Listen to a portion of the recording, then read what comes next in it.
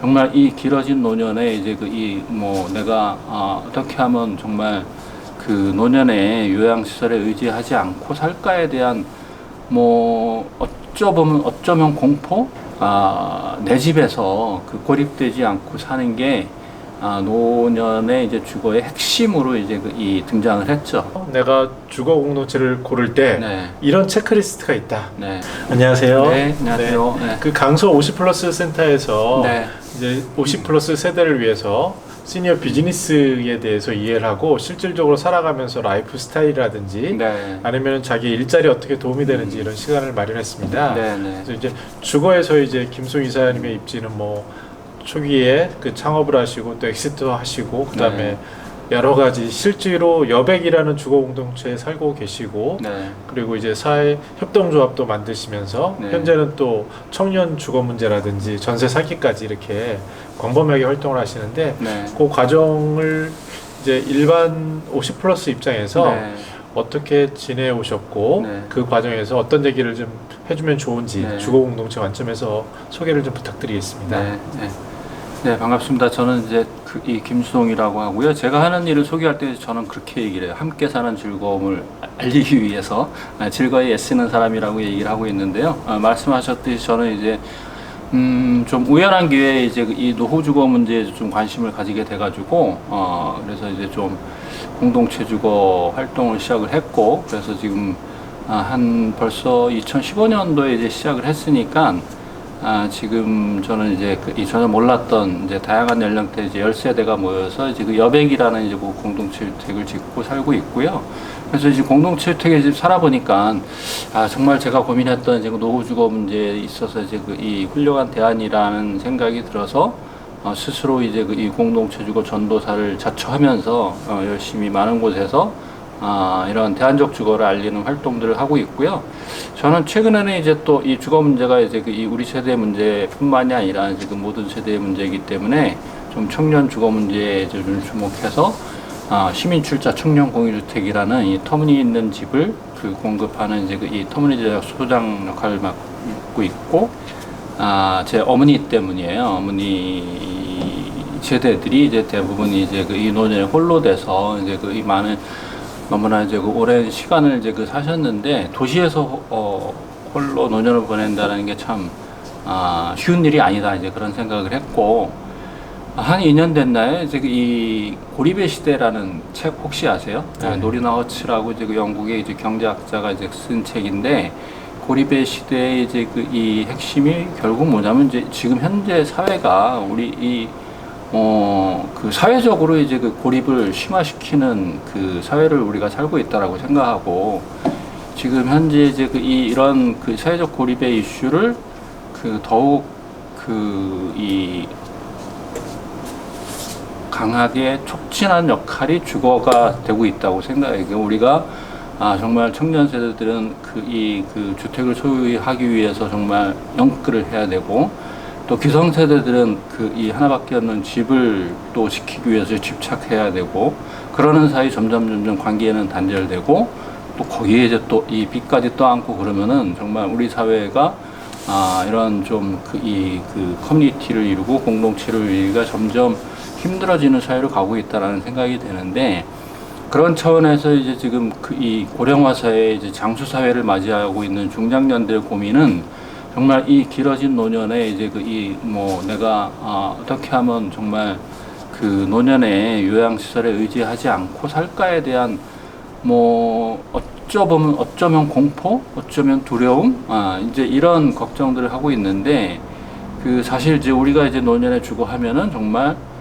아파트 아니면 이제 이 실버타운 요양원 이런 극단적인 선택밖에 없는데 이제 그런 그 사이에서 저는 새로운 다양한 이제 주거 대안이 이제 등장해야 된다라고 생각을 하는데 그런 차원에서 이제 공동체 주택이 공동체 주거가 의미 있는 이 선택이 될 수가 있고 공동체 주택 하게 되면 이제 조금 좀 낯설기도 할 텐데 물리적으로 이제 크게 이제 두 가지로 얘기를 해요. 이제 쉐어하우스라고 해서 한 집에서 이제 독립적으로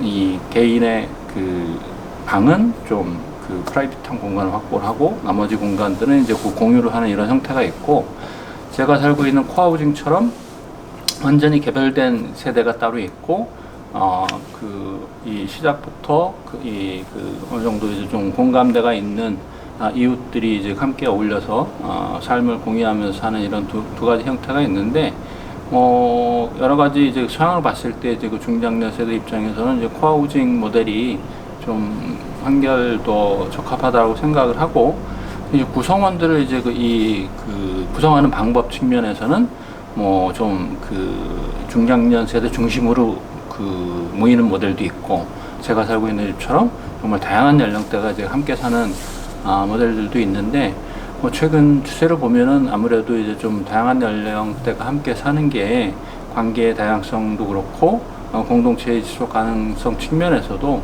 좀 적합한 모델이 아닌가 그렇게 생각을 합니다. 저도 이제 이 주제로 관련한 한 10년 가까이 활동을 하다 보니까 느낌이 있죠. 그러니까 최초에는 이제 시니어 비즈니스, 특히 이제 그런 측면에서 노후 주거에 관련된 게 이제 이 많은 자본들이 이제 이게 쉬운 말로 이제 돈이 되는 시장이라고 생각하고 이제 많이들 참여했었어요. 그래서 미국도 그렇고 실버타운 꽤 우리가 알고 있는 여러 가지 유명한 실버타운들 많이 이제 좀 알려지기도 했었고, 국내에서도 이제 이 실버타운 붐이 일기도 했지만 생각처럼 그렇게 이 사업이 이제 안착하지 못했죠. 그리고 이제 그 이후에는 이제 여러 가지 이유가 있겠지만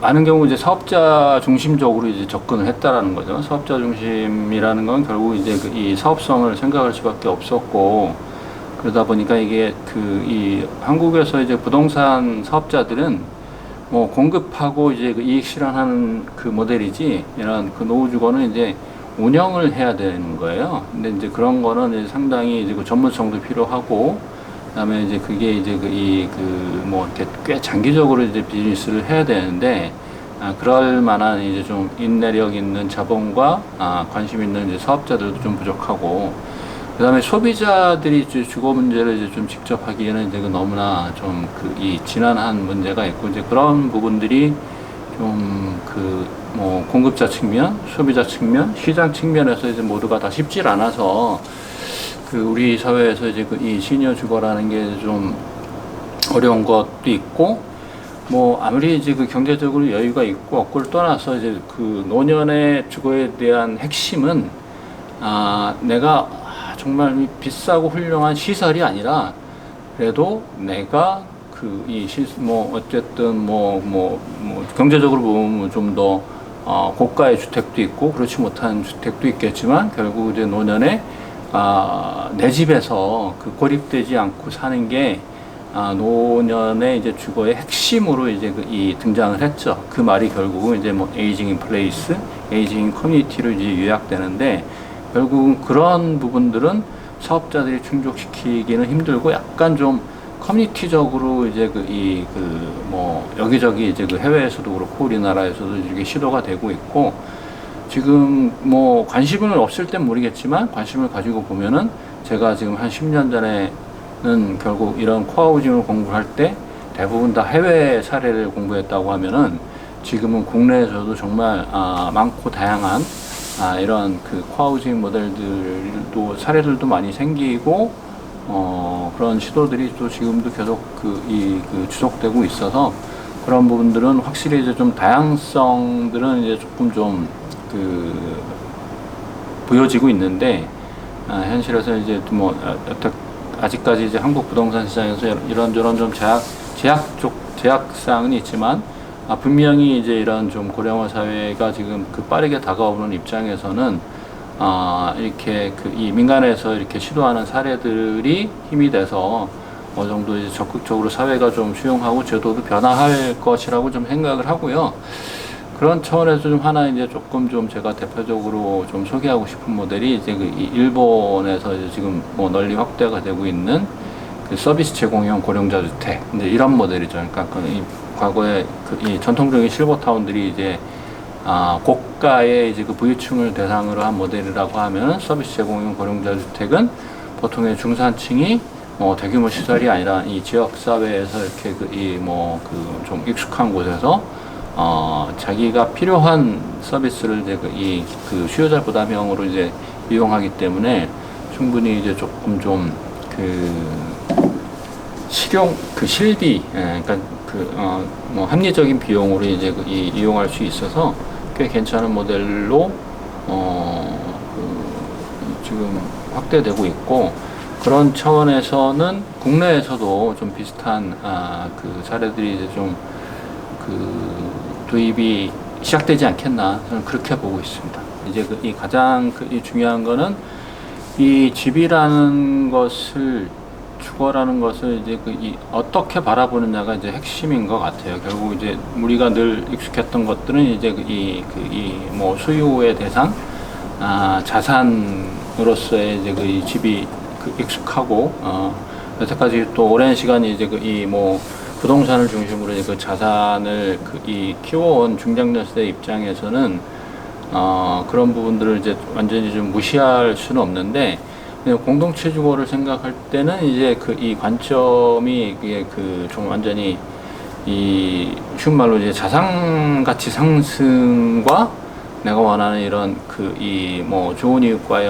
어떤 커뮤니티를 이룬다는 건 제가 보기엔 양립하긴 힘든 것 같아요. 그래서 이제 이런 부분들이 이제 좀 가장 첫 번째 인식의 전환이 필요하고, 그 두 번째는 중요한 게 뭐냐면은 결국은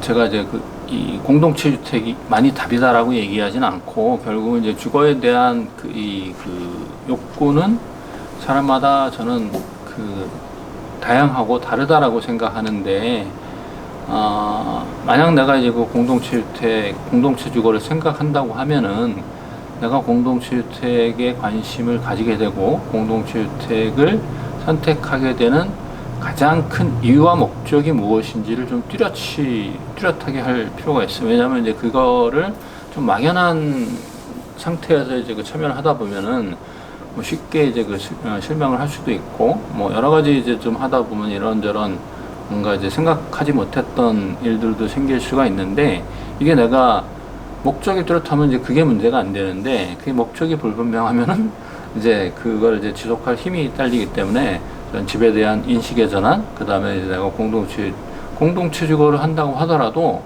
사람들이 공동체 주거에 참여하는 이유는 사람마다 다 다른 거예요. 그래서 내가 추구하는 목적이 뚜렷해야지, 그거를 이제 조금 같이 공유하는 사람들하고 모였을 때 훨씬 더 커뮤니티가 좀 탄탄하게 되고 있기 때문에 저는 그 두 가지를 말씀드리고 싶어요. 인식의 전환, 그 다음에 이제 내가 공동체 주거에 관심을 가지게 된 이유가 무엇인지, 이 두 가지만 좀 명확하다고 하면은 전혀 문제 없다고 저는 생각을 해요.